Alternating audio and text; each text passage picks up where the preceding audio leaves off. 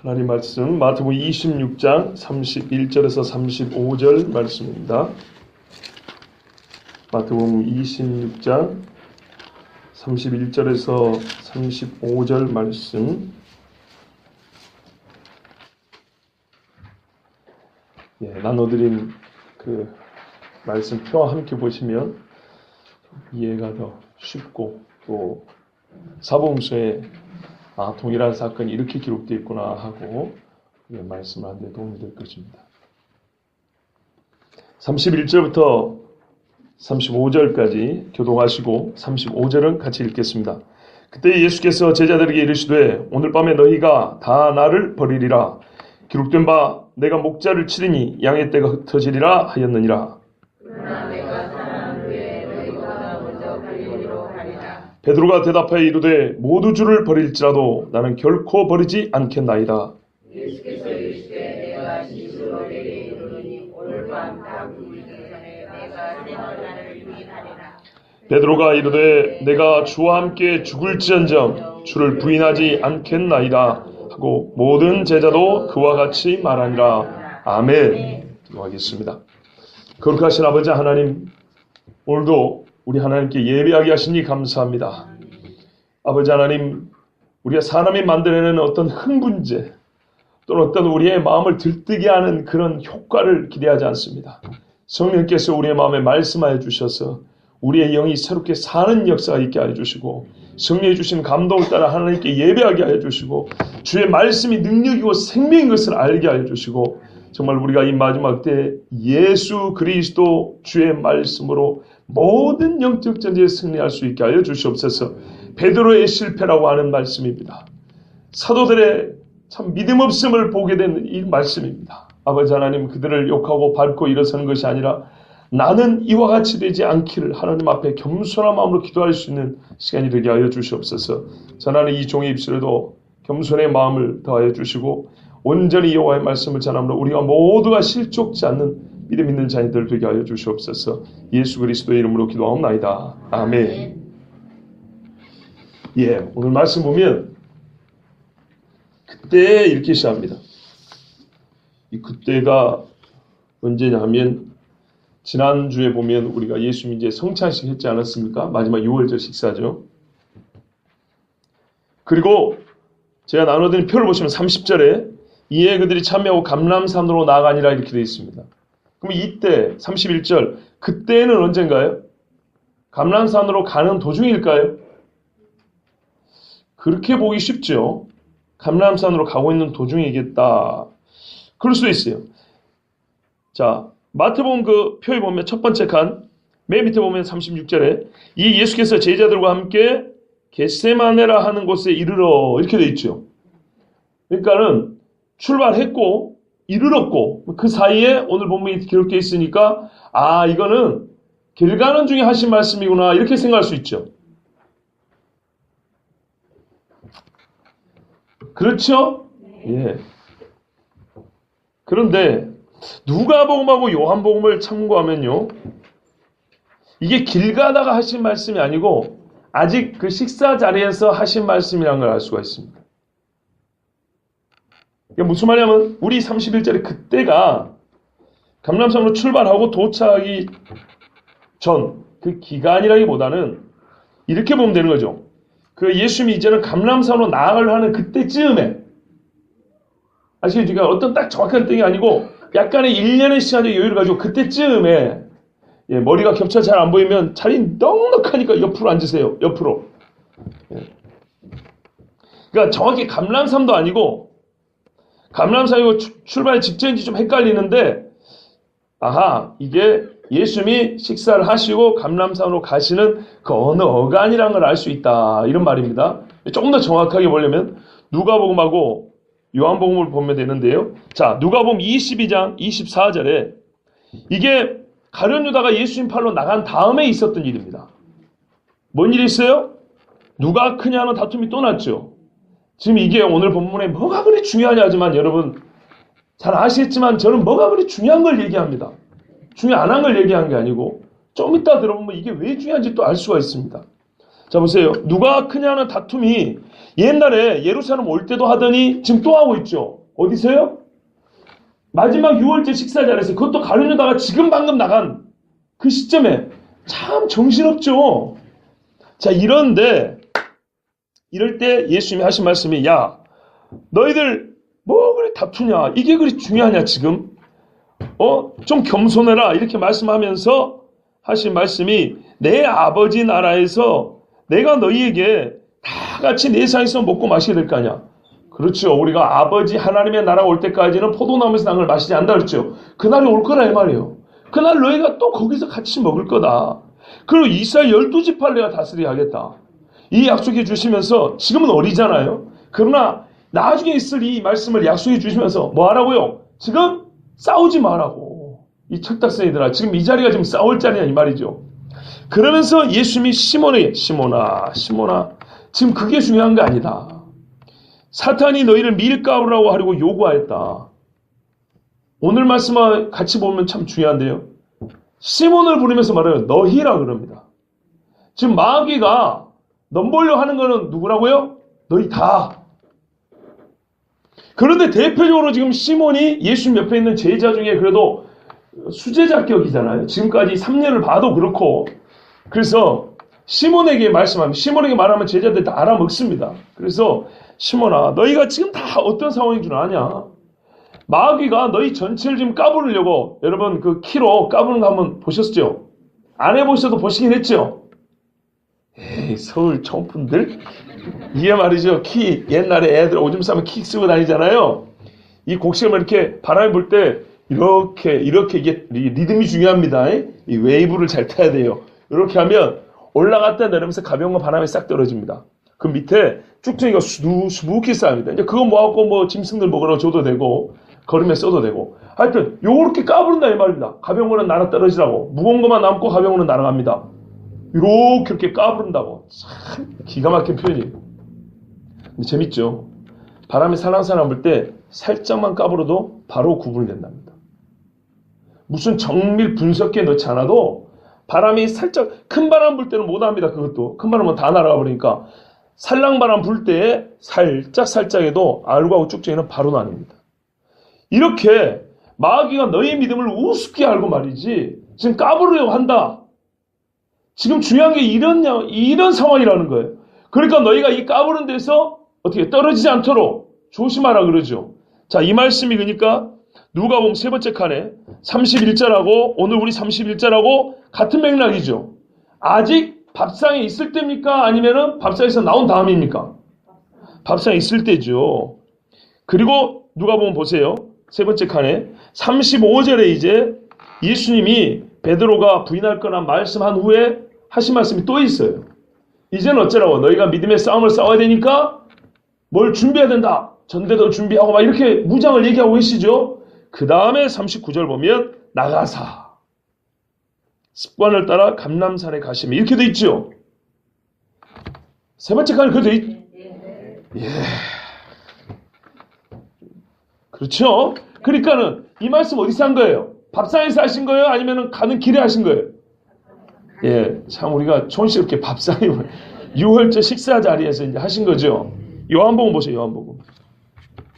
자, 요한복음의 34절에 위에 조그만 글씨로 세 계명을 너에게 주노니 이렇게 돼 있죠.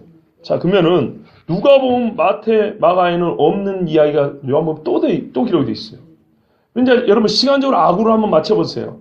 세 계명을 너에게 주노니 너희가 서로 사랑하라. 이거 어디 부분에 들어가야 될까요? 가룟 유다가 나간 직후에, 그쵸? 여러분 저를 보세요. 저를 보세요. 가룟 유다가 예수님 팔로 나간 거는 공통적이에요. 그 다음 이야기가 여러 개 있는데 사복음서가 똑같이 다 기록한 게 아니고 이 여러 일 중에 마태는 요만큼, 마가는 요만큼, 누가는 이만큼, 요한은 이만큼 이렇게 기록했다고요. 가룟 유다가 나간 후에 일어난 거는 맞는데 그 후에 일어난 일을 사복음서가 다 기록하지 않고 부분 기록해놨어요.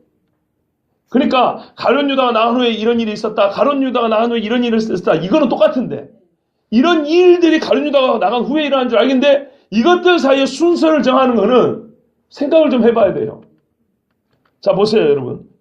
세 계명을 너에게 주노니 서로 싸우니까 예수님이 이 말씀을 더 하셨지 않겠어요?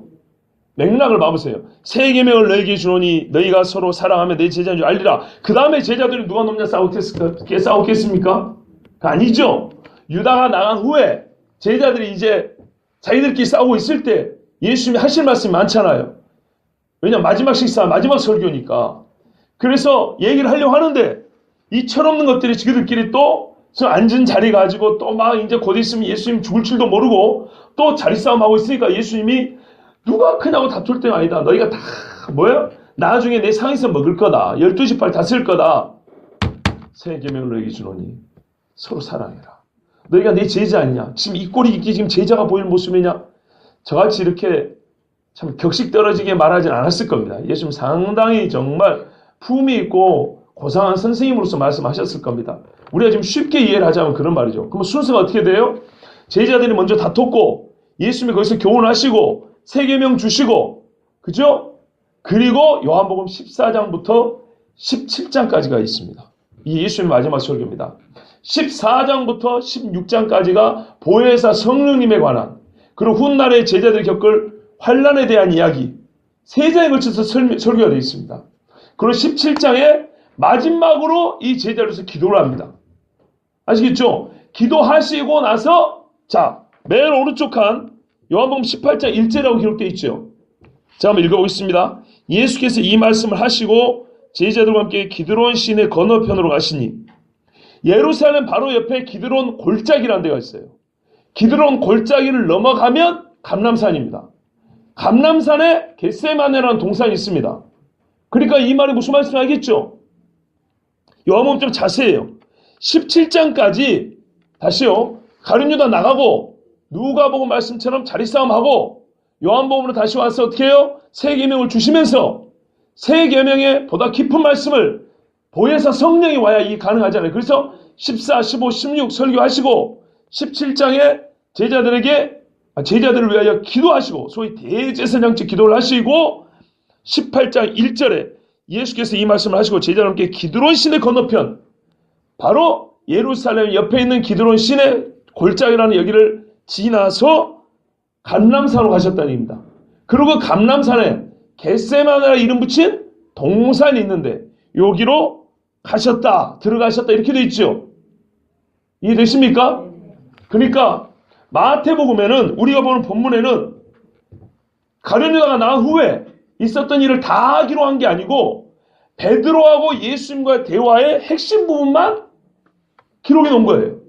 다른 일이 없었다는 게 아니고 그건 다른 복음서가 말해주고 있고 마태복음은 오늘 우리가 읽은 이 사건에 집중하여 우리에게 지금 전해주고 있다는 얘기입니다. 무슨 말씀인지 아시겠죠? 그러면 가룟 유다가 나간 다음에 예수님께서 겟세마네 가시기 전에 그 사이에 일어난 많은 일들 중에 하나님께서는 이 일들이 너무 중요하니까 우리에게 증거를 해주시는데 당연히 4명의 복음서 저자 즉 사도들을 또는 증인들을 통하여서 그 있었던 일을 각기 다른 목소리지만 동일 사건을 약간씩 무게중심이 좀 다르게 해서 우리에게 전해주셨기 때문에 우리는 각 복음서를 읽을 때마다 복음서마다 무게중심이 어디 있는가를 알고 읽으면은 이게 4개가 다 모이면 전체 그 메시지가 우리에게 다 들려지고 우리는 다 은혜 받을 수 있겠죠. 제 말이 어렵습니까?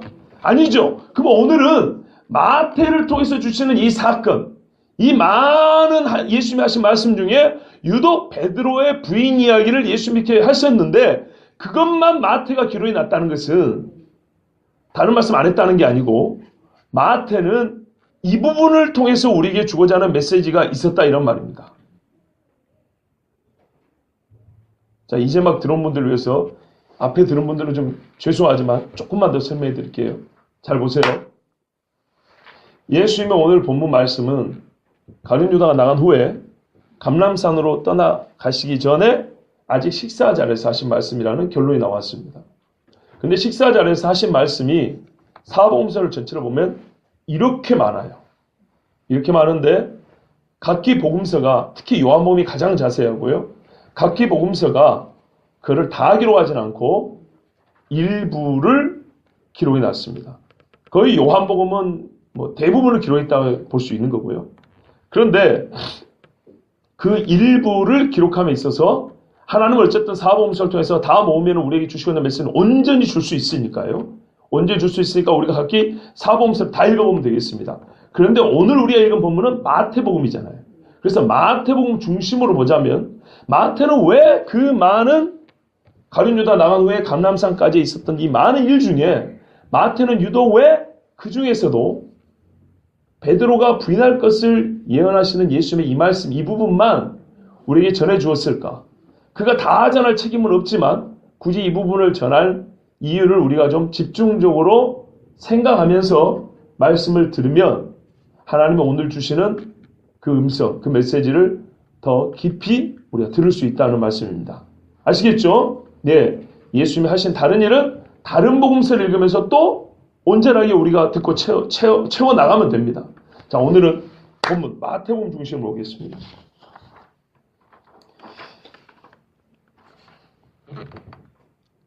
예수님이 제자들에게 말씀하셨습니다. 오늘 밤에 너희가 나를 버리리라.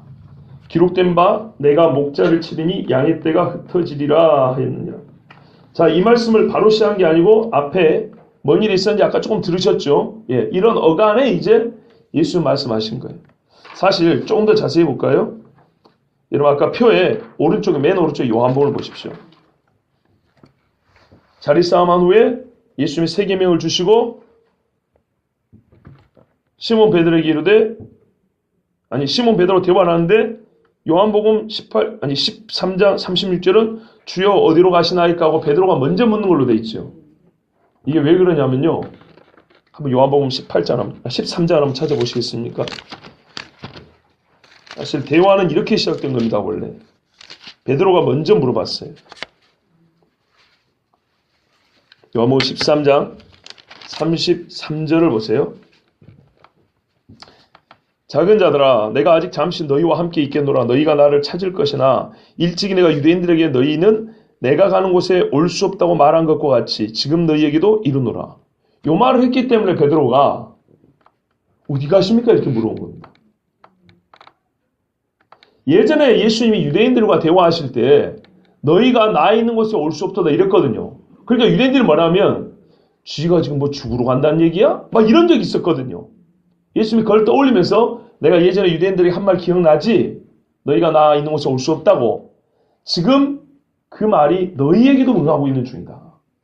너희가 나 있는 곳에 오지 못하리라. 지금은 오지 못하리라. 이 말씀을 옛날에 유대인이 한 것과 같이 예수님이 제자들이 하니까 그리고 이제 세 계명 이야기를 하셨잖아요. 이 말이 끝나기가 무섭게 베드로가 아니 예수님 어디로 가시는데 이런 말씀을 하십니까? 이러니까 예수님 하신 말씀이 내가 가는 곳에 네가 지금은 따라올 수 없고 나중에는 따라올 거다. 이러면서 베드로가 주님 제가 왜 지금은 따라올 수 없습니까? 제가 주님을 위해 목숨을 버리겠습니다. 이러니까 하신 말씀이 시몬아 내가 실상을 말한다면 사탄이 지금 너희 전부를 다 까불려고 나에게 요구하고 있는 중이다. 너 역시도 오늘 밤에 그러니까 너희가 그래서 오늘 밤에 다 나를 버릴 거다. 그리고 너도 나를 부인할 거다. 이렇게 이제 이야기가 진행이 된 겁니다. 아시겠죠? 자, 그러니까는 그렇게 이제 진행을 하시고 예수님이 제자들이 이르셨어요.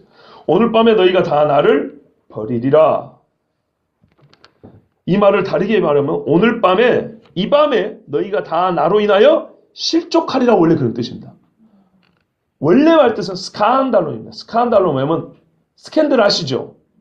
이게 걸리는 돌 이런 말 뜻입니다. 그러니까 걸려 넘어지게 하는 걸 원래 스캔들을 합니다. 스칸달. 그러니까 무슨 말이냐면 너희가 오늘 마치 나 예수가 너희에게는 돌뿌리와 같아서 너희가 나 때문에 전부 다 걸려 자빠질 거다. 이렇게 얘기를 한 거예요. 번역이 이제 의역을 하자면 의미를 보자면 나를 버리란데 원래 본문대로 하면 너희가 이 밤에 나 때문에 실족할 것이다. 이런 말입니다. 다 자빠질 거다. 이런 말입니다. 야, 여기서 우리가 중요한 거를 먼저 보고 넘어야 돼요. 실족하리라. 아무리 믿음 있는 자라도 자기 육신의 위해가 예상되고 많은 손해와 핍박이 눈앞에 이렇게 다가오면 어떻게 된다고요? 예수님을 버린다는 거예요. 예수님 때문에 자빠진다. 예수님 때문에, 그러니까 예수가 아니면 내가 편할 건데 예수 때문에 내가 고난을 당하게 되잖아요. 그럼 어떻게 돼요? 그분을 버리고 떠나가게 된다는 겁니다. 사실 오늘 밤 이 말씀의 핵심은 바로 이겁니다. 예수로 인하여 실족하리라 해요. 누가요? 제자들이. 그러니까 마태는 자기가 제자였잖아요. 그 많은 말씀 중에 예수님의 성취하신 마지막 만찬과 십자가 사이에 뭐가 있었다는 걸 강조하는 거예요?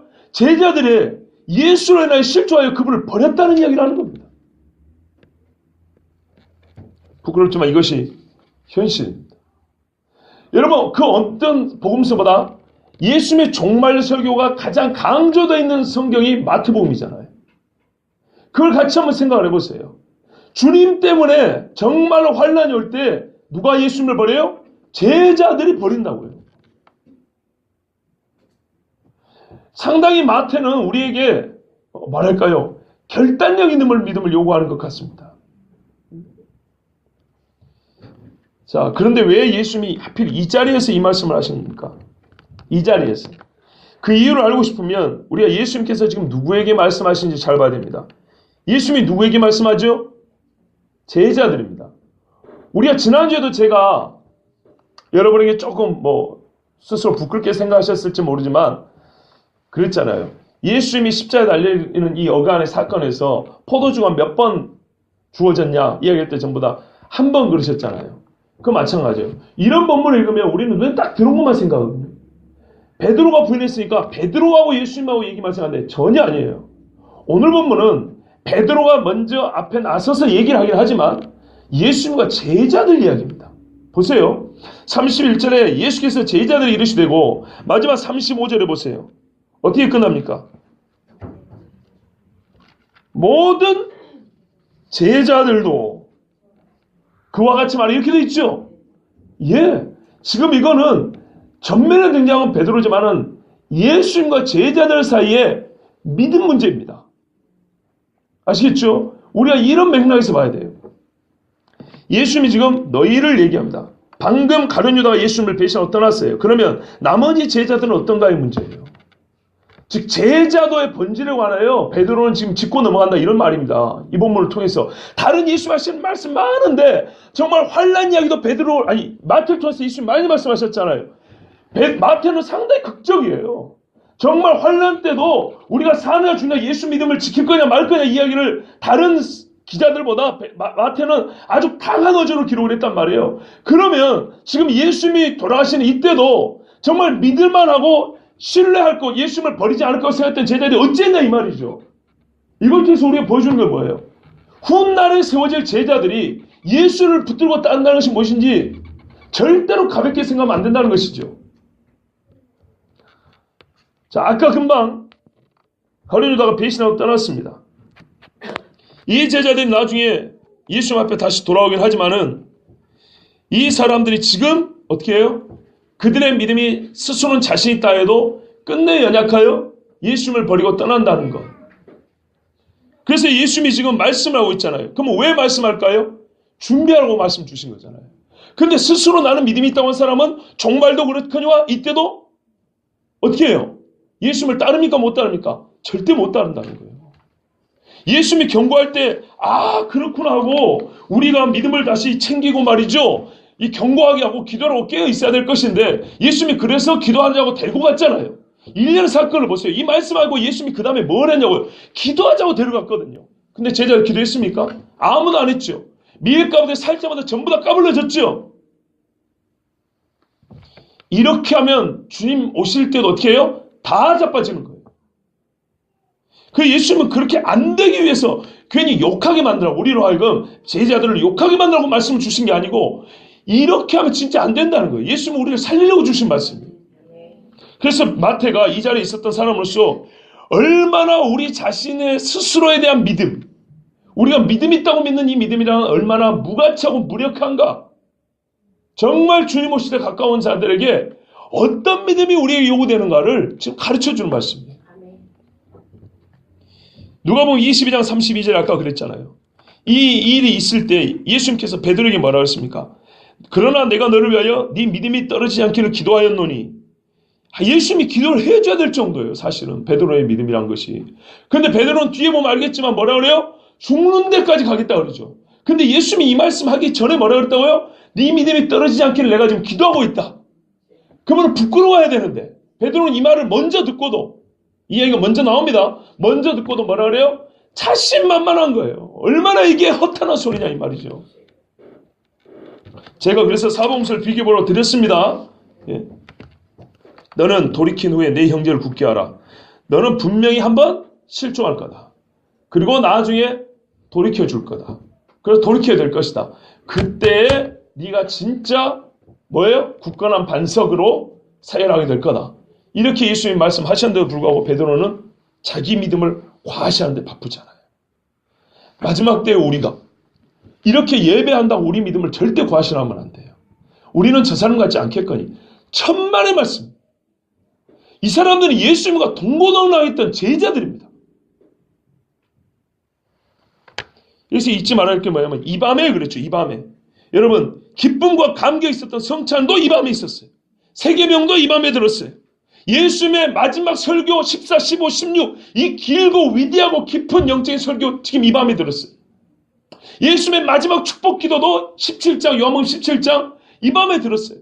그래서 제가 아까 이게 중요하다는 거예요. 사복음서를 다 보는 것이. 말하자면 예수님의 줄 수 있는 모든 축복과 말씀을 이 밤에 그 핵심 그 결말을 다 들었어요. 근데 언제 실종했죠? 이 밤에. 기도원에서 은혜 받고 내려오면 실종 안 할 것 같죠? 40일 금식 기도하면 안 자빠질 것 같죠? 예? 성 스캔들 났고 무너진 목사들이 옛날에 얼마나 대단한 사람들이 많은데요. 막 아무 일도 없고 괜찮을 것 같죠? 절대 그렇잖아요. 이 밤에 은혜 다 받고 이 밤에 하나님 말씀 신비한 거 다 듣고 이 밤에 성령으로 약속 듣고 이 밤에 실종하는 거예요. 은혜와 실족사리는 거리가 멀지 않아요. 성령 충만과 성령을 근심케 하는 일 사이는 시간 가기에 불과 몇 시간 안 돼도 그런 일이 벌어집니다. 얼마나 이 제자들은 두 주먹을 불끈 쥐고 이렇게 외쳐대는지 몰라요. 그런데 성경은 말이죠. 이 밤이 가기 전에 너희는 다 나를 버릴 것이다. 우리의 생각과 하나님의 생각은 얼마나 다릅니까? 실족의 밤은 생각보다 빨리 오고 우리가 기대한 것보다 두꺼운 어둠으로 찾아와서 그 어둠을 헤쳐나간다는 것이 보통 어려운 것이 아닙니다. 그리고 예수님은 이어서 이렇게 말씀합니다. 내가 목자를 치르니 양의 떼가 다 흩어지리라 하였느니라. 이 말씀은 스가랴 13장 7절 말씀입니다.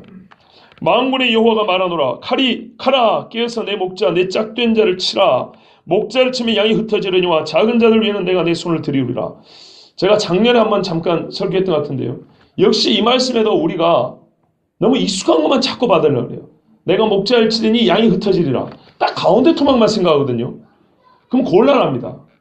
스가랴 13장 7절 전반부에 보면 이렇게 돼 있어요. 만군의 여호와가 말하노라. 칼아 깨어서 내 목자 내 짝된 자를 치라. 이게 전반부입니다. 하나님이 지금 칼 보고 가서 치라는 거는 죽이란 얘기인데 칼이 치면 죽잖아요. 죽이란 얘기인데 누구를 죽이라 그럽니까? 내 목자 내 짝된 자입니다. 이 말은 곧 죄인을 치듯이 죽인다는 얘기 아닙니다. 형벌이 아닙니다.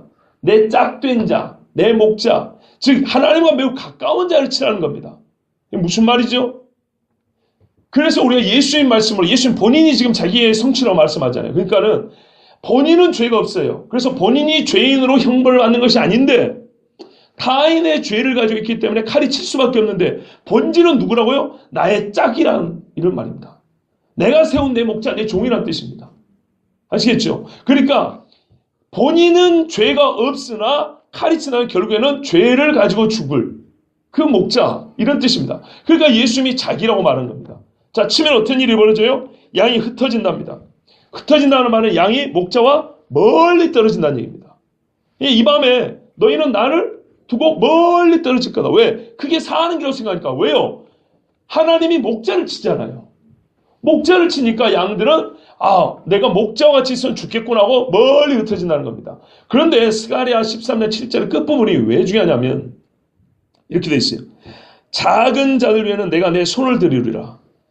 이 작은 자들 위해 내가 내 손을 들이운다는 말은 크게 두 가지를 했었답니다. 하나는 하나님이 또 한편 이들을 칠 것이다. 그렇게 해석하는 경우가 있고요. 또 하나는 어감이 그렇지 않다. 목자는 치고 작은 자들 위에는 내가 내 손을 들이우리라. 반대로 작은 자들은 내가 보호하리라. 이런 뜻으로 읽혀진다고 말하는 사람이 있습니다. 근데 후자가 조금 더 맞다고 볼 수 있는 이유는요. 32절을 보세요. 그러나 내가 살아난 후에 너희보다 먼저 갈릴리로 가리라. 이 말씀 때문에 스가랴 13장 7절 후반부 작은 자들 위에는 내가 내 손을 들이우리라는 말이 하나님이 예수님 목자를 친 후에 그 흩어진 양들을 친히 다시 모으셔서 다시 목자와 함께 먹고 마실 수 있도록 회복한다는 이런 말씀으로 들려지기 때문에 후자가 맞다는 겁니다. 제가 좀 많이 덥고 그래서요. 옷을 좀 벗겠습니다.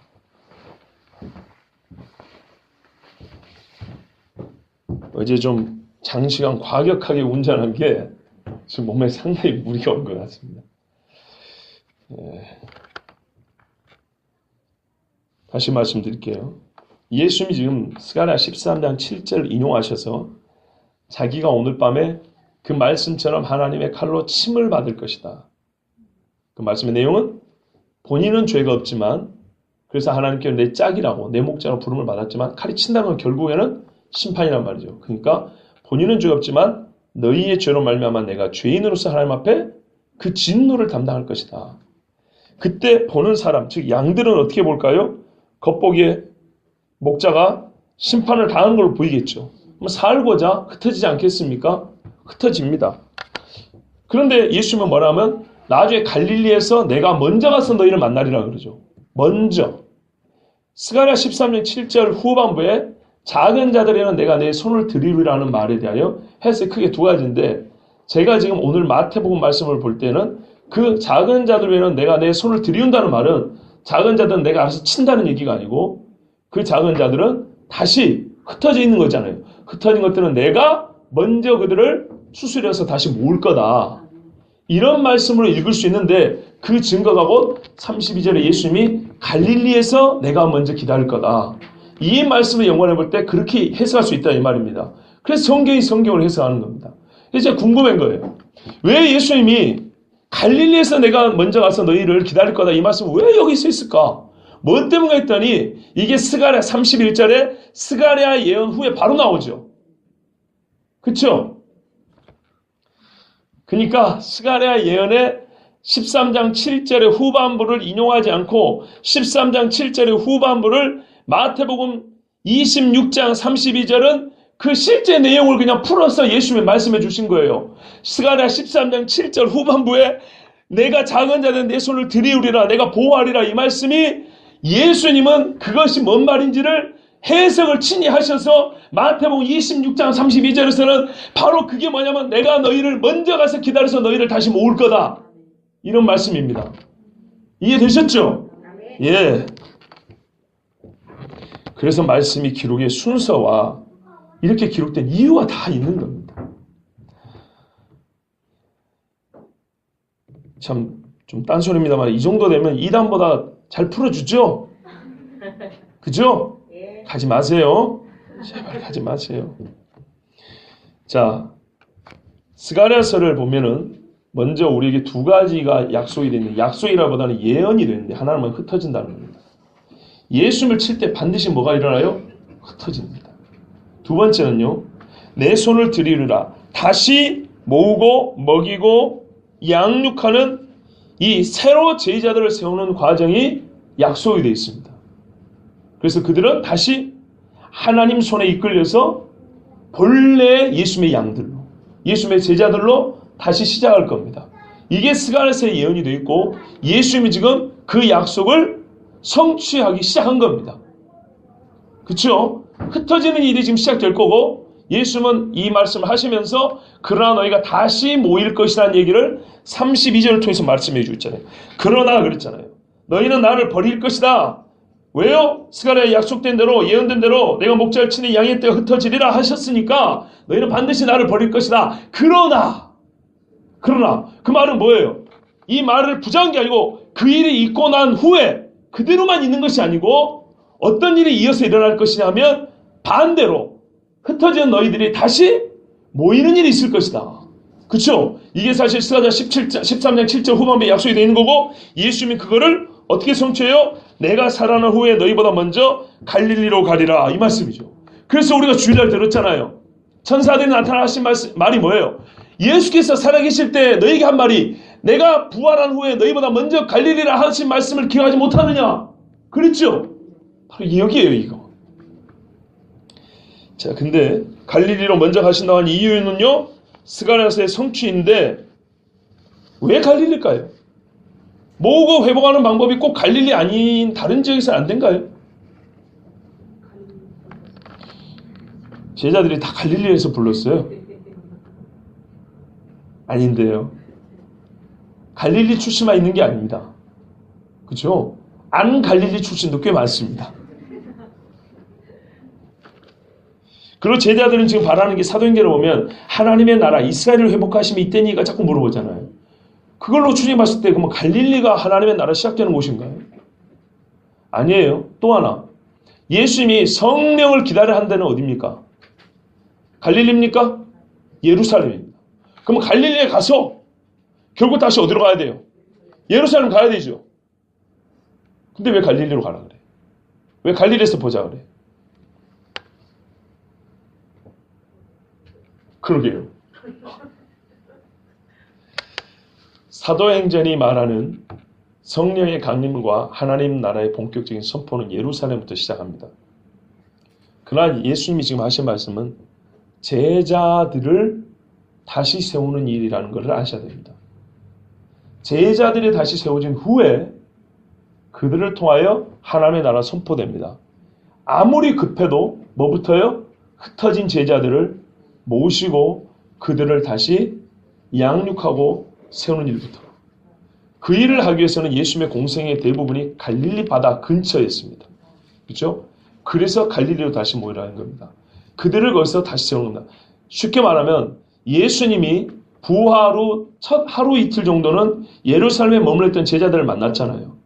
그리고 나머지 대부분의 40일을 어디서 보냈다는 얘기예요? 갈릴리에서 하나님 나라의 일을 가르치시니라. 갈릴리에서 교육을 한 것입니다.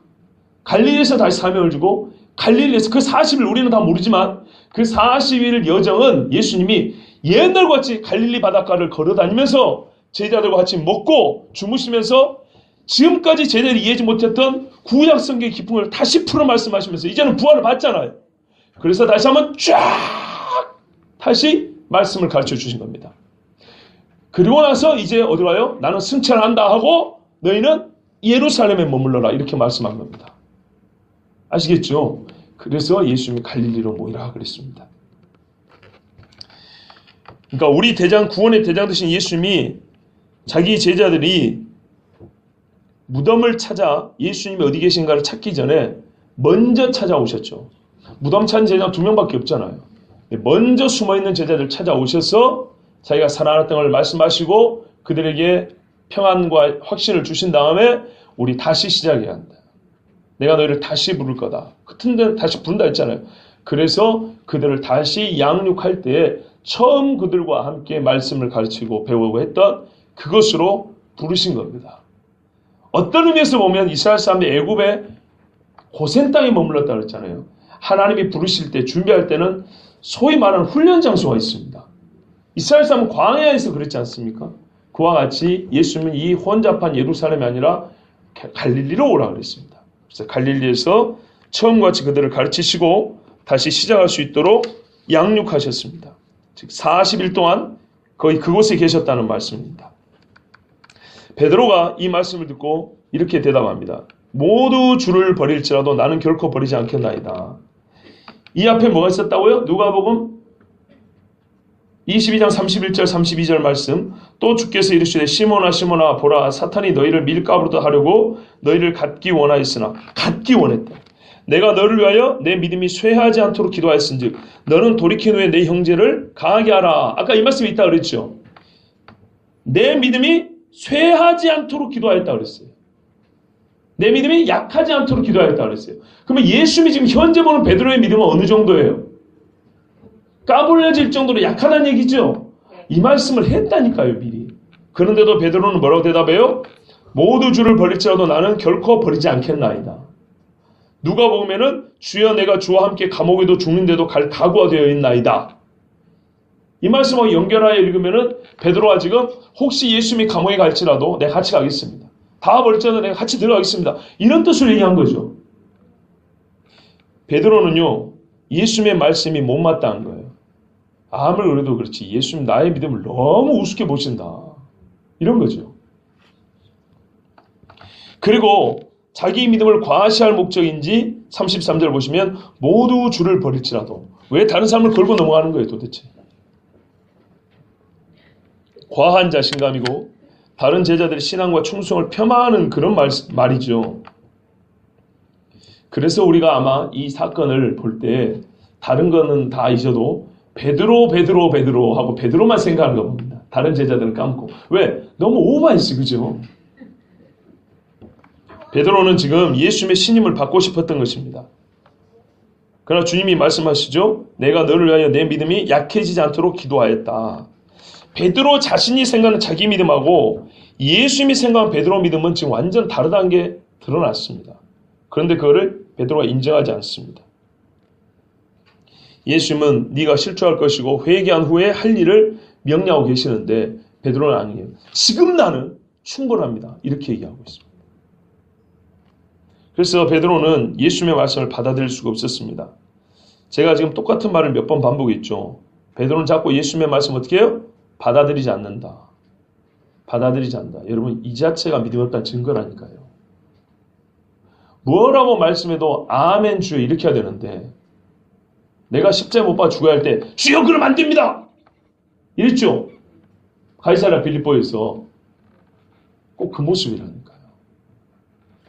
그래서 믿음 없는 게 드러나는 거예요. 34절 보십시오. 예수께서 이르시되 베드로의 이 마음을 아시고 그를 낙심케 하려는 게 아니라 깨진 후에 다시 굳센 반석으로 일으키시려고 예수님이 말씀하신 거예요. 네가 부인할 거다. 너는 네 스스로 지금 이미 굳게 선 반석으로 생각하지만 아니다. 너는 곧 깨질 거다. 우리 지난 여름 순회 때도 이 말씀 들었지 않습니까? 그것도 한 번이 아닌 몇 번 부인해요? 3번. 너는 완전 박살이 날 거다. 이런 말입니다. 한 번만 해도 어딥니까? 그런데 이렇게 자신만만한 베드로한테 3번. 그렇다면 지금까지 예수님을 모신 입장에서 베드로 입장에서 볼 때 사실 예수님이 지금까지 한 말이 한 번도 땅에 떨어진 적이 없잖아요. 그러면 3번이라고 이렇게 말씀한 거 보면 확실하다고 베드로가 진짜 믿어야 되죠. 베드로는 안 믿잖아요. 지금. 사람의 마음이 얼마나 참 간사하기도 하고 기억이란 게 별 볼 일 없는가 보십시오. 아까 제가 왜 간사하다 그랬냐면 아까 예수님이 바로 앞에서 그러니까 아까죠. 너희 중 하나 나를 팔리라 할 때 제자들이 뭐라고 물어봤죠? 주여 내니이까 내니이까 불안해가지고 물어봤던 거 기억나시죠? 우리로 하면 지지난주 이야기인데 본문으로 하면은 아까 금방 이야기죠. 아까 금방 그렇게 자신 없어가지고 선생님 설마 나는 아니죠? 이 소리 했던 거 기억 못한다 이 말입니까? 너희 중 하나가 나를 팔려 할 때 3년간 흔들렸던 3년간 있다고 생각했지만 흔들렸던 그런 불안한 마음으로 주여 내니까 물었던 나 자신을 돌이켜본다면 베드로가 지금 이렇게 장담할 수는 없는 거죠. 거기다가 아까 금방 제자들끼리 뭐 갖고 다퉜죠? 누가 높은가? 여러분 같으면 나나 여러분 같으면 아까 금방 그렇게 믿음 없는 소리하고 야단 들은 다음에 너희가 나를 버리라 하면 이러지. 선생님 저를 어떻게 보시오? 제가 선생님 버리겠습니까? 이러겠습니까? 지금 상황이 좀 바뀌니까 제가 이래서 간사하고 기억력이 별 볼이 없다는 거예요. 아까 금방 있었던 일이라니까요. 창피한 2가지 사건. 그러면 이렇게 장담하기 어렵죠. 그래서 이렇게 맥락을 보면 참 재밌습니다 하고 이해도 쉽습니다. 우리 같아도 그리 못하겠죠. 아까 방금 한 짓을 생각해 봤을 때 얼마나 창피합니까? 근데 베드로가 여기서 과한 자신감을 보이고 있다. 이 자체가 바로 믿지 못할 자신감이라는 거예요. 여러분, 제가 설교 말미에 말씀드렸는데 미리 말씀드릴게요. 베드로가 그러면 나중에는 이런 자신감을 보이지 않습니까? 보입니다. 사도행전 봐보세요. 말도 훨씬 많이 해요. 훨씬 더 자신 있어요. 근데 그때는 진짜예요. 이거는 가짜고. 뭐 때문이죠? 우리가 궁극적으로 그 성령이에요. 맞아요. 성령의 역사. 성령이 함께하고 성령의 감동이 있어야 돼요. 그런데요. 우리가 그 속을 알 수 없는 입장에서 밖에서 볼 때는요. 앞뒤 행동을 보면 알 수 있는 거예요. 그렇잖아요. 베드로는 그 설교하기 전에 뭐가 있었어요? 기도했어요. 나사렛 예수의 이름으로 병든 자도 고쳐 일으켜 세웠어요. 금과 은은 내게 없으나 내게 있는 것은 내게 중에 완전 나에는 예수밖에 없다고 그렇게 담대히 외쳤어요. 그리고 시간을 따라서 성전을 올라 기도했다고 했어요. 마가의 다락방만 기도한 게 아니고 그 성령 충만한 이후에 꾸준하게 기도했다고 되어 있어요. 그러던 어느 날이었어요. 뭐 며칠 안 됐겠지만 하여튼 꾸준하게 기도하는 중에 일이 벌어지니까 예수님을 외치고 예수님을 설교했지 않습니까? 그죠? 그러니까 그 말은 겉에서 보기에도 우리가 그 속은 모르지만 그죠? 속은 하나님 아시고 겉으로 말한다면 그것만 보고 우리는 어떻게 해요? 아하, 그것만 보고도 베드로가 여기서 한 말은 진짜겠구나. 베드로는 진짜 믿음이 있고 믿음을 지키겠구나 알 수 있죠. 그런데 지금 여기서 어떻게 해요? 겨우 자리나 지키는 정도 아닙니까? 그런데 이 담대한 소리, 이 자신감 있는 소리 어떻게 해요? 믿을 수 있어요? 못 믿어요? 못 믿어요. 무슨 말 하려고 하냐? 우리도 똑같다는 얘기예요. 맨날 죄 짓고 하나님 앞에 예배 시간도 대충 하면서 여러분 우리 주님의 목숨을 바칩시다. 아멘 해봐야 다 공갈이라니까요. 저희 같은 목사들도 지금 마음대로 살면서 하나님 앞에 하나님 무서운 줄도 모르면서 성경에 신학이나 읊어대면서 주님 오실 때 환란이 있을 건데 우리는 믿음을 지켜야 됩니다. 여러분 나만 따라오면 됩니다. 개똥 같은 소리죠. 그래갖고 되는 게 아니라고요. 하나님의 나라는 말에 있지 않고 뭐 있다고요? 능력이 있다고요. 그 능력은 일상에서 나타나는 거예요. 베드로가 아까는 주여 내니까 네가 높냐 내가 높냐 이거는 능력이 없는 거예요. 그럼 어떻게 해요? 유대인들은 무서워하지 않고 계속 성전에 기도하러 다녀요. 말씀 보고 기도하고 그렇게 되면 베드로가 그때서는 내가 주를 위하여 죽겠다고 해도 우리는 어떻게 해요? 믿을 수 있어요. 저 사람 배도하지 않겠구나. 진짜 주를 위하여 죽겠구나. 그럼 같이 신앙공지 형사할 수 있겠죠? 그런 다음에 교회가 시작됐다는 걸 아셔야 됩니다. 제자들이 성령 충만해가지고 소위 요즘 말로 바로 가서 교회 개척한 거 아니에요. 잘 보세요. 이해되시죠? 자기 혼자 불받고 내가 이제 막 뭐 된 것 같고 막 이래갖고 한 게 아니에요. 꾸준하게 하나님 앞에 신앙을 지켜놨어요. 꾸준하게 기도했어요. 그러나서 신앙의 무리들이 형성될 때 같이 하나님의 교회를 세웠어요. 물론 그전에도 저희들끼리 예배했겠죠. 그것도 교회를 할 수 있겠지만은 성경만한 공식적인 교회는 그렇지 않습니다. 상당히 생각할 게 많아요. 그래서 여러분 우리가 말은 똑같지만 그 말이 진짜인지 가짜인지는 그 말을 둘러싸고 있는 그 사람의 평상의 행동과 말을 보면 알 수 있는 거예요. 그러니까 이 상황에서 베드로는 진짜 창피하게 생각하고 주님 앞에 주여 나의 믿음 없음을 도우소서 원래 이래야 됐던 거예요. 근데 이 베드로 하는 말 들어보세요. 35절 보십시오. 내가 주와 함께 죽을지언정 한술 더 뜨죠. 주를 부인하지 않겠나이다. 야, 베드로 자신도 예수님의 말씀이 어지간한 시험을 두고 하신 말씀이 아닌 줄을 알아요. 보세요. 내가 주와 함께 뭐 할지언정 죽을지언정. 그러니까 베드로가 시험이 쉽다고 생각한 건 아니었어요. 그렇게 오해하시면 안 돼요. 베드로가 쉽게 생각해서 말한 게 아니었고 죽을지언정 말을 볼 때는 진짜 죽을지라도까지 생각한 거예요. 그건 맞아요. 그래서 유대인들이 몰려왔을 때 로마 군병들 왔을 때 칼 빼가지고 휘둘렀잖아요. 거기까지는 베드로 믿음 인정해 줘야 된다니까요. 그러나 그것 갖고는 안 된다는 얘기입니다. 칼을 오히려 맞더라도 주를 위하여 죽어야 되는데 칼을 들고 칠 정도는 됐지만은 주님이 끌려갈 때 베드로는 결국 예수님 부인하게 됐어요.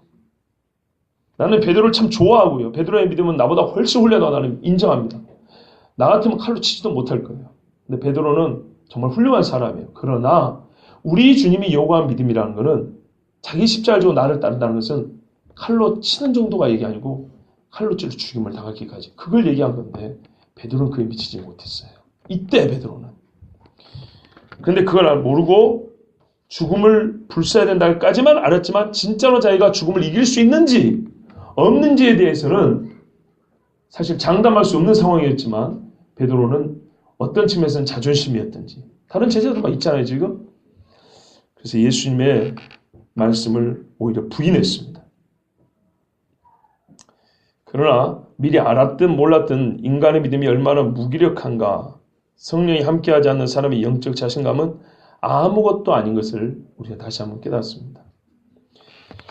그래서 이제 제가 베드로만 억울하게 자꾸 베드로만 부인했다 이러면 안 된다고 이제 이전부터 말씀드렸잖아요.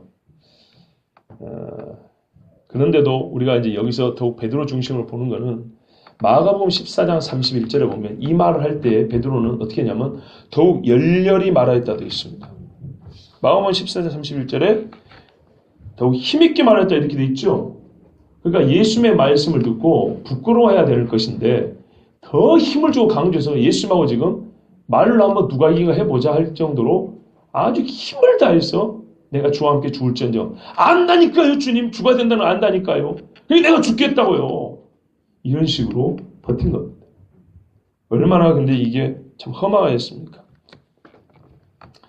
더 열정적으로 말하고 다 알고 다짐하고 강한 소리로 외칠지라도 속 사람의 변화가 없이 성령의 부어진 능력 없이는 어느 한 사람도 예수님을 환난 가운데 부인하지 않을 사람이 없습니다. 똑똑히 봐야 됩니다. 여러분 베드로는 예수님과 함께 역사적으로 3년 이상을 동거했던 사람입니다. 우리는 지금 그가 전한 복음을 듣고 믿음을 키우는 제자 중에 작은 자들에 불과합니다. 그러나 베드로는 진짜 하나님의 아들 예수를 만난 사람입니다. 그런데 감히 베드로를 평가하기는 잘하면서도 우리 믿음이 베드로보다 훨씬 별 볼 일 없음에 대해서는 인정하지 않으려는 21세기 베드로들이 얼마나 많은지 모릅니다. 베드로가 이만큼이면 우리는 진짜 자기 자신을 절대로 과신하면 안 돼요. 완전히 겸손해야 돼요. 35절 마지막에 이렇게 말씀합니다. 모든 제자도 그와 같이 말하니라. 제가 이 말씀을 볼 때 이 본문 중에서 제일 슬픈 구절이 여기에요. 정말 슬프게 그지없는 말씀이에요. 제자들 상식적으로 한번 생각해 보세요. 베드로 아까 제자랑 무지하게 많이 했죠. 여러분 그렇잖아요. 목사인 제가 가끔 제자랑도 속으로 부글부글 하잖아요. 근데 지금 같이 밥 먹고 여기 있는데 베드로가 말해요. 다 버릴지라도. 이 새끼들은 다 버렸잖아. 나는. 그러면 성질 나서 여러분 뭐라고 하겠어요? 베드로한테 패든지 여기서 말다툼이 나있죠. 근데 이 사람들은요. 자존심 때문에 베드로 따라하기 바쁘잖아요. 그렇죠? 이래서 슬픈 거예요. 얼마나 정신없는 사람들인가 봐보세요. 일반적으로 이 정도 되면 베드로를 막 욕하고 서로 멱살을 잡고 이래야 되거든요. 그런데 그런 사람 한 명도 없이 혹시나 뒤질까 봐. 혹시나 지금 나도 이렇게 얘기 바쁘다 이 말입니다. 베드로의 말을 듣고 그의 교만과 자기들을 폄하한 그 발언을 불쾌하게 생각하고 베드로와 다투기는커녕 혹시 지금 누구라도 예수님의 마음에 거슬리는 말이나 행동을 보일까 봐 다시 말하면 이 충성서약에 혹 뒤질세라. 베드로의 기분 나쁜 건 다 그냥 뒤쪽으로 미루고 너나 할 것 없이 앞서가지고 나도 이러고 있다 이 말입니다. 여러분 얼마나 뭐라고 표현할 말이죠. 제가 참 적당한 말이 떠오르지 않아요. 진짜 안타까워요. 안타까워. 다른 제자들 역시 베드로와 같은 생각, 같은 영성, 같은 믿음에 머물러 있었다는 겁니다. 자신에 대한 동일한 과신에 사로잡혀 있음을 알 수 있습니다. 그래서 좀 조심스럽긴 하지만 이런 말씀을 볼 때 많은 사람이 동일하게 믿음을 자신하며 외칠 때 그곳에 있지 않는 것이 차라리 낫습니다. 고린도서 10장 12절에 그런즉 선주를 생각하는 자는 넘어질까 조심하라 그랬습니다. 다시 한번 생각해 볼까요? 제자들이 지금 어쩐다고요? 베드로에게 불만을 터뜨려야 될 상황인데도 그거 말하다가 괜히 뭐예요? 예수님 앞에 믿음 없는 사람을 보일까봐 또는 믿음이 있다는 나도 믿음이 있다는 걸 고백하는 타이밍을 놓칠까봐 베드로는 뒷전이고 역시 속빈 강정같이 깡통소리 요란하게 나도 그렇습니다 주님. 모든 제자도 그와 같이 말하니라. 제자들 11명이 시작 모든 제자도 그와 같이 말 이랬을까요? 이게 아니죠. 시작 주여 우리도 주여 함께 죽는데도 가겠습니다. 이렇게 했을까요? 아니죠. 얼마나 시끄럽겠습니까? 예? 왁자지껄했을 겁니다. 아까 누가 높은 자리에 설 것이냐 다퉜다 그랬죠? 마치 그 높은 자리에 여기에 달려있는 것처럼 이 충성서약이 달리는 것처럼 막 시끄럽게 됐습니다. 그렇게 막 소리 질렀을 겁니다. 그러니 얼마나 안타깝습니까? 뜨겁고 강한 목소리는 들리지만 무거운 신뢰를 주지 못하는 제자들의 말 오늘 우리 자신이 그대로 보이는 듯합니다.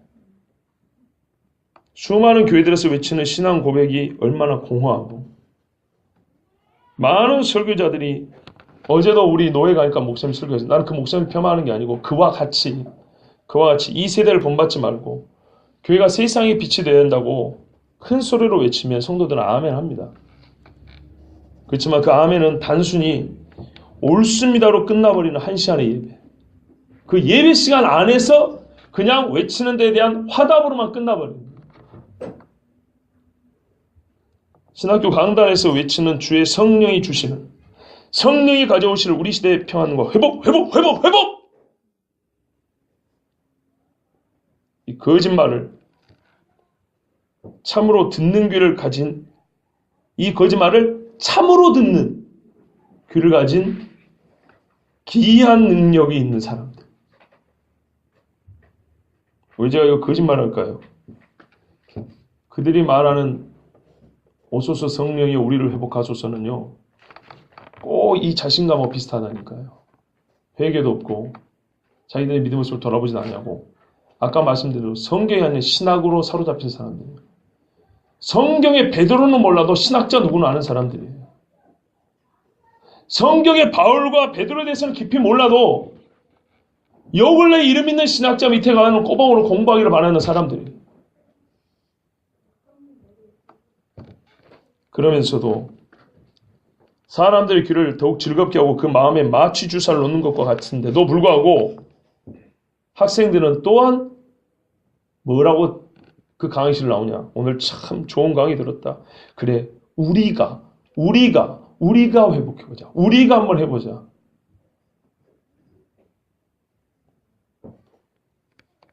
헛똑똑이들입니다. 기도도 안 하고 성경을 보지도 아니하고 묵상도 아니하고 설교하라고 세워놓으면은 무슨 뭐랄까요? 사람들 마음 혹시 거슬릴까봐 매우 고상하게 잘 만들어진 문장들로 읊어대면서 많은 신학생들이 그럽니다.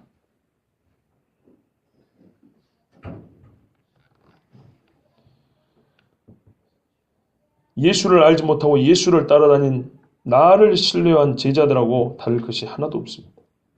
결국에는 예수님의 말씀을 지금 여기서 부인하고 있는 주제에 지금 여기서 부인하고 있잖아요. 제자 베드로가. 그렇죠? 지금 여기서 부인하고 있는 주제에 어디서 그 말씀을 가지고 외치며 실천하며 그 성취를 보겠다는 말인지.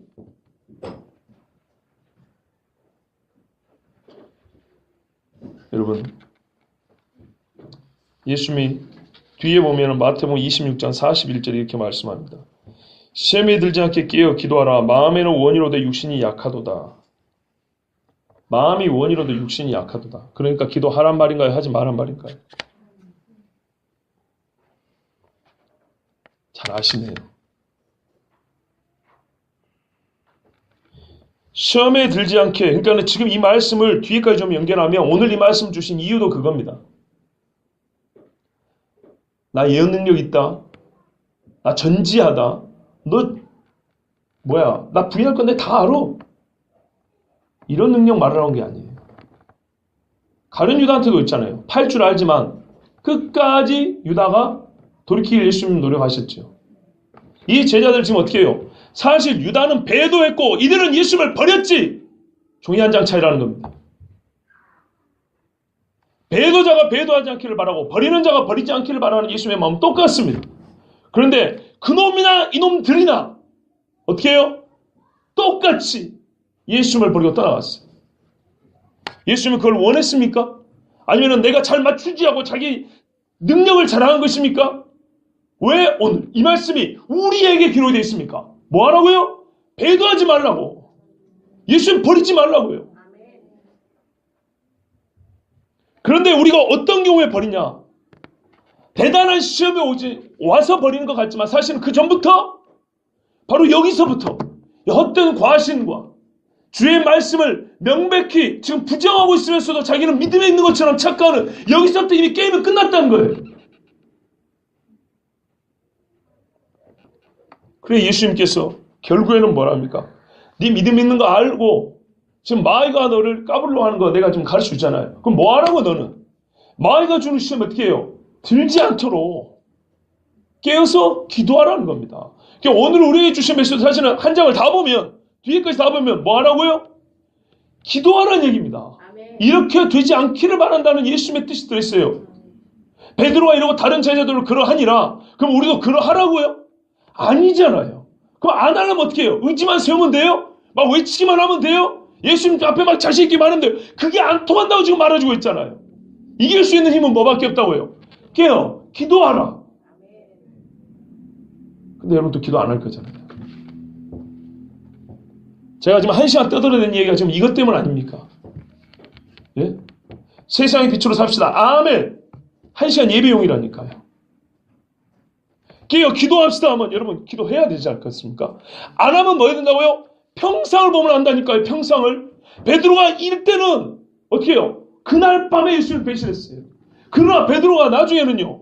시간을 정하고 때를 정하고 하나님 앞에 기도할 때 어떻게 해요? 십자가에 거꾸로 죽기까지 절대로 부정하지 않았어요. 뒤지에 뜯어놨고도 감옥에서 평안히 잠을 잤지 않습니까? 뭔 차이냐고요. 시험에 들지 않도록 뭐 하라고요? 깨어 기도하라. 결국 그 차이 아닙니까? 그런데 지금 이때는 제자들 어떻게 해요? 마음에는 조금 원했는지 몰라도 육신이 약하도다. 그러니까 아까도 물어봤잖아요. 육신이 약하니까 기도하라고 하지 말라고요. 그래도 하라고요. 말씀을 지금까지 우리가 쉽게 생각할 때는 이 말이 위로한 척으로 생각하죠. 육신이 약하구나. 위로. 아니에요, 여러분. 말씀의 맥락은 위로하는 얘기가 아니에요. 우리가 고작 이 정도라는 건 어떤 의미에서 고발이에요, 고발. 그럼에도 불구하고 기도하라는 얘기예요. 아멘. 예수님의 말씀은 명백해요. 시험에 들지 않게 깨어 기도하라. 마음에는 원할지 모르지만 육신이 약하도다. 그래 안다. 육신이 약하니까 그만 마음에 원하더라도 기도하지 마라. 이런 말이 아니고 육신이 약하지만 어떻게 해요? 이겨내고라도 기도한다는 거예요. 왜? 시험에 드는 것보다 나으니까요. 아멘. 그 이유를 기도하지 못하게 하는 이유를 이기고 그 이유를 깨부셔서라도 기도하라 이 말입니다. 근데 여러분 이 설교 듣고 그렇지 하고 기도 안 하면 지금 여기 베드로하고 그 제자로 똑같이 되는 겁니다. 제가 그래서 아까 자꾸 강조한 거예요. 봐보세요. 혹시 여러분 그러시진 않겠지만 너무 기분 나쁘게 듣지 마세요. 그냥 우리 있는 그대로 그냥 제가 그냥 적나라하게 말씀드릴까. 혹시 아멘 안 하면 내가 또 이 아멘하는 물속에 들지 못한 그거 아니잖아요. 제자들 그러잖아요. 나도요. 예수님 나도요. 나도 주와 함께 죽은 데를 가겠습니다. 그거와 같이 똑같이 기도 안 하면서 아멘 하면 그거 똑같다니까요. 나도 하면. 교회들이 특히 대형교회 가면은 그 아멘 소리가 얼마나 대단해요. 진짜 시원하더라고 시원해. 아멘 시원하죠. 그런데 그 다음에는 기도하러 나온 사람들이 별로 없어요. 기도하는 사람 없어요. 기도 안 하면 절대로 여러분 대풍이 분 것이 아니라 이렇게 까부르기만 해도 다 떨어져 나갑니다. 영적 분별력이 매우 약해집니다. 누가 칼을 댄 게 아니라 내 스스로가 예전 같으면 이건 옳다, 이건 그러다 분별 잘 되는데 기도 안 하면 어떻게 되는지 아십니까? 옳다 옳지 않다의 분별력이 희미해져 가지고요 뒤섞여져 버립니다. 그래서 실수하고 죄 짓는 경우가 아주 늘어갑니다. 기도는 우리가 바라는 것을 이루기만 하기 위해서 하는 것이 아니고 본문의 말씀 우리 하나님 시험에 들지 않도록, 즉 마귀가 나를 까불지 못하고 내가 주님을 향한 온전한 믿음을 지키기 위해서 기본적으로 필요한 것이 기도입니다. 아멘. 그렇지 않고는요 작은 일에서부터 큰 일까지 어떤 것도 하지 못합니다. 뭐 필요한 것이 있을 때 부르짖는 게 기도가 아니에요. 신앙을, 즉 예수를 믿으려면 반드시 있어야 되는 게 기도예요. 기도 안 하는 사람은 예수 안 믿는 거예요. 이거는 꼭 앞에서 꼭 저렇게 말하더라. 아니 이거 진짜고요. 인자 올 때 믿음을 보겠느냐 할 때 기도 이야기했다 그랬잖아요. 진짜예요. 진짜 내가 해보면 안 될 거예요. 내가 기도를 안 하고 예수 믿는 거, 기도를 하고 예수 믿는 거 완전한 걸 본인이 한다니까요. 제발 여러분 이때 기도하십시오. 아멘. 삶이 어려우면 더 기도하시고, 편해도 기도하시고, 좋아도 기도고 안 좋아도 기도고, 제발 매사에 기도 좀 하세요. 아멘. 지나놓고 나서 한숨 쉬고 가슴 치지 마시고 하나님 앞에 기도하셔야 돼요. 얼마나 멋진 말입니까? 예? 이거 잘못해서 하면 우리도 베드로처럼 신앙을 고백합시다. 이런 뚱딴지 같은 소리 나올 수도 있겠죠. 설마 우리 중에 누가 그러겠습니까마는, 그러면은 반대로 그러지 말라고 하신 말씀이잖아요. 그러지 말면 어떻게 그러지 말라는 거예요? 그래서 36절부터 뒤에 보면 기도하라는 얘기예요. 겟세마네 동산을 왜 데리고 갑니다, 제자들을? 왜 데리고 가요? 거기서 자라고요? 기도하러 데려간 거예요. 3명은 왜 따로 기도하는데 가까운 데로 또 데리고 갑니까? 더 가까이서 어떻게 해요? 1시간 동안 나와 함께 깨어 기도하자 이러고 갔죠. 예수님의 말씀이 맞잖아요. 네가 나를 부인을 했고 베드로는 아니다고 했는데 그 다음에 예수님이 찬송하면서 가나안 산으로 데려간 이유는 명백하잖아요. 기도하자고 데려간 거잖아요.